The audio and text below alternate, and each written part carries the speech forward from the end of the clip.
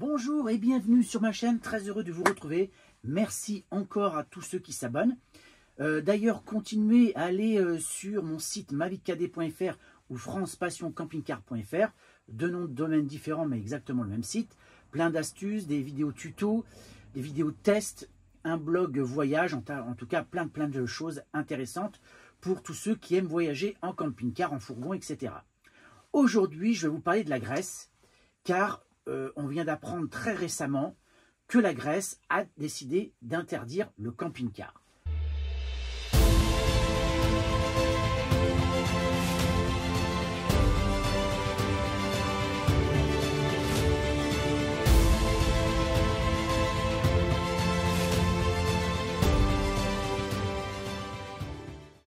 Alors vous allez voir, je vais rentrer dans les détails.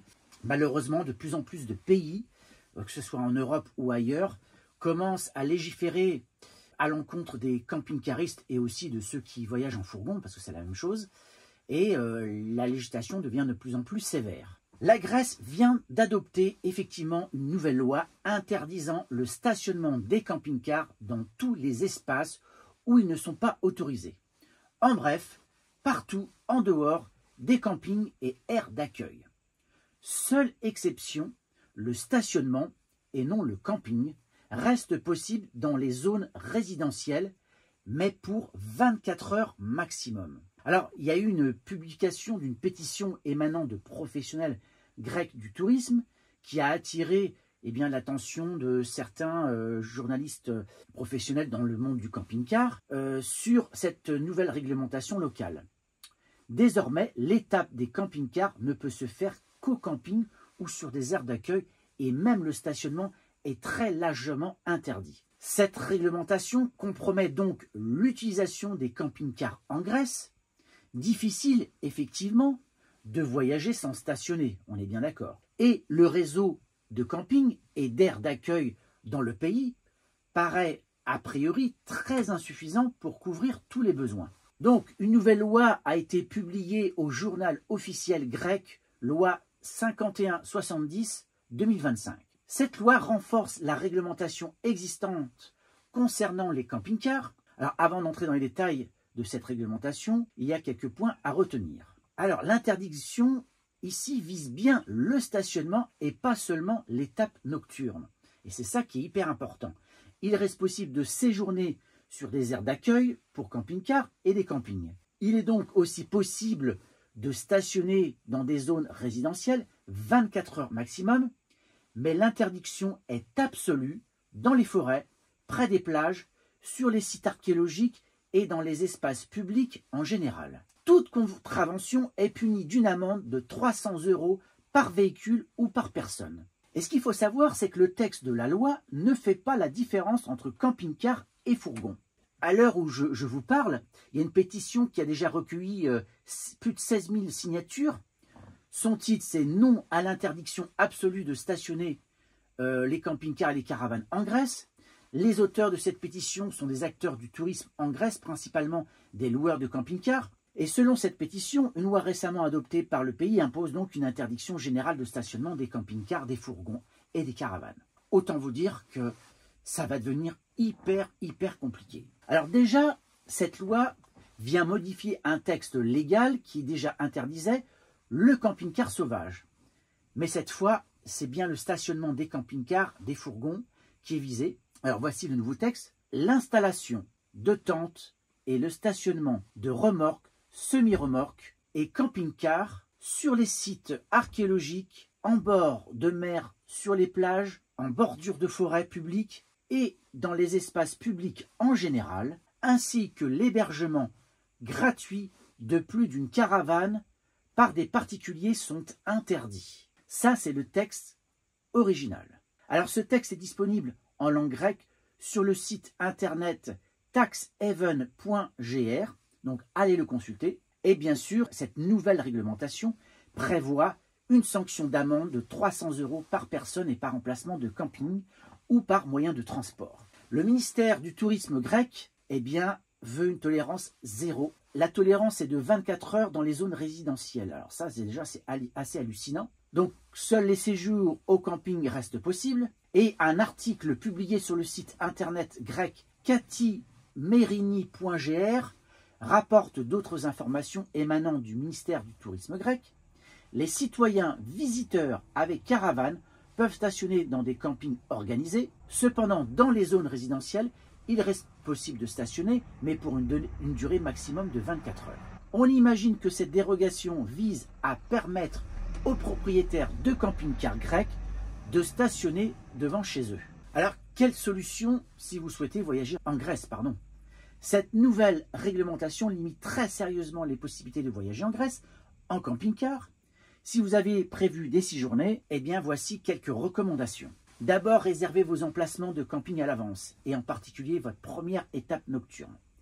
Parce que les campings sont très fréquentés en Grèce et que des contrôles sont possibles à la descente du ferry. Voyagez aussi dans des régions équipées en camping et aires de camping-car, comme les zones touristiques du Péloponnèse, alors je sais pas comment on prononce, Chalcidique, péninsule du Nord proche de la Thessalonique. Stationner ou camper en camping-car, la réglementation donc n'est pas la même. Et ça, il faut y revenir. Un camping-car peut stationner là où une voiture peut stationner, mais il ne peut pas camper. En clair, si votre camping-car est correctement stationné sur une place de stationnement, matérialisée par un marquage au sol, et que vous n'avez sorti ni cale, ni salon de jardin, ni store, alors, normalement, vous n'avez rien à vous reprocher. Et que vous soyez à l'intérieur du véhicule n'a pas d'incidence. Oui, un camping-car peut s'arrêter sur une place de stationnement officiellement classée dans la catégorie M1, comme les voitures. Le camping-car ne fait pas l'objet d'une réglementation particulière, à condition de ne pas camper.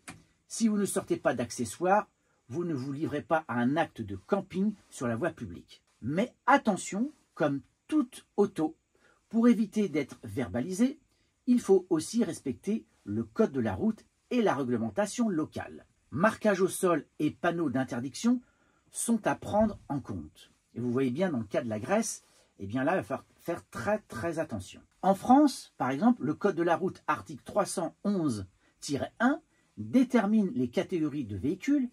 Le camping-car répond à la catégorie M1, comme les voitures, et ne peut donc faire l'objet d'une réglementation différente. Code de la route, article L417-1, article 417-9 et 417-10 déterminent les règles de stationnement. 7 jours maximum au même emplacement et ne doit être ni gênant ni dangereux. Et vous voyez dans la loi grecque, c'est quand même différent. Au niveau de code de l'urbanisme, article R111-34 permet aux autorités locales d'interdire le camping sauvage.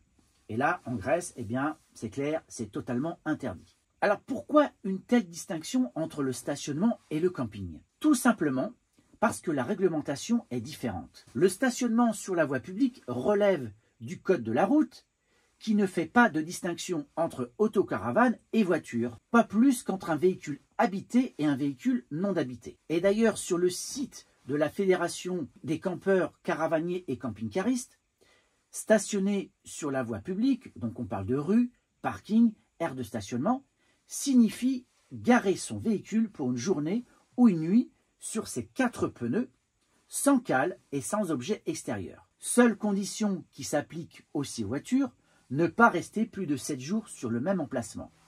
Alors ça, des fois, ça peut être un peu galère, donc ça vous oblige à bouger votre véhicule, surtout si c'est tout près de votre logement. Alors, les comportements à éviter quand on stationne en camping-car, c'est bien sûr placer les cales. Sortir le salon de jardin, étendre son linge, déployer son antenne TV, déployer le toile relevable si on voyage par exemple en van, rester plus de 7 jours au même endroit. Donc voilà un petit peu des éléments qu'il faut prendre en compte. Alors il faut choisir sa place de stationnement quand on gare son camping-car, donc éviter les stationnements gênants ou dangereux pour la circulation et pour les piétons. Opter pour un emplacement officiel, tâcher de respecter le marquage au sol, ne pas se garer en longueur sur un parking en épi, donc éviter de jouer avec le feu. Alors il arrive néanmoins que des municipalités adoptent des arrêtés interdisant le stationnement de certains types de véhicules sur tout ou partie de leur territoire. Le Code général des collectivités territoriales autorise les maires à prendre ce type d'arrêté, mais la question demeure de savoir si les camping-cars constituent une catégorie de véhicules à part entière. D'autant que lorsqu'ils sont correctement stationnés, ils ne provoquent pas plus de nuisances qu'une voiture ou une camionnette. Les municipalités ont donc souvent des difficultés à justifier ces interdictions devant les juges en cas d'action en justice des associations de camping-caristes. Mais en attendant que l'arrêté soit déclaré illégal, mieux vaut éviter de jouer avec le feu, donc respecter les réglementations locales. Donc on voit bien que malheureusement, eh bien, ça devient de plus en plus compliqué de stationner en camping-car en France, mais vous voyez, même à l'étranger, notamment en Europe, les interdictions pleuvent de partout. Alors ça, il faut le comprendre, parce qu'il y a eu tellement d'abus de la part de certains camping-caristes qui ont fait n'importe quoi, qui ont étalé leurs tables, chaises et au vent, qui se sont mis à faire du barbecue, qui ont bouché carrément la vue au niveau des plages ou au niveau des résidences, sans compter eh bien, les vidanges sauvages. Donc à un moment, eh bien, il y a des réglementations, ça se comprend, et en plus on est de plus en plus nombreux, donc eh bien, il faut légiférer, et c'est ce qui s'est passé en Grèce, parce qu'il y a eu aussi beaucoup d'abus.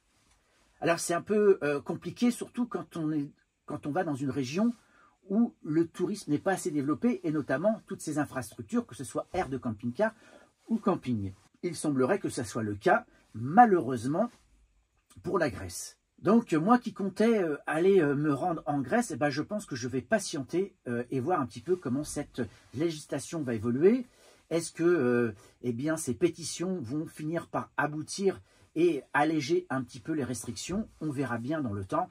En tout cas, ça change un petit peu la donne pour tous ceux qui avaient envie d'aller dans ce beau pays. Alors, je vais faire une petite modification dans ma vidéo sur la Grèce. Je viens de lire tout juste un petit article qui, a priori, nous explique qu'il y a eu une réunion au niveau du ministère du Tourisme grec entre les autorités et tout le secteur lié au camping-car.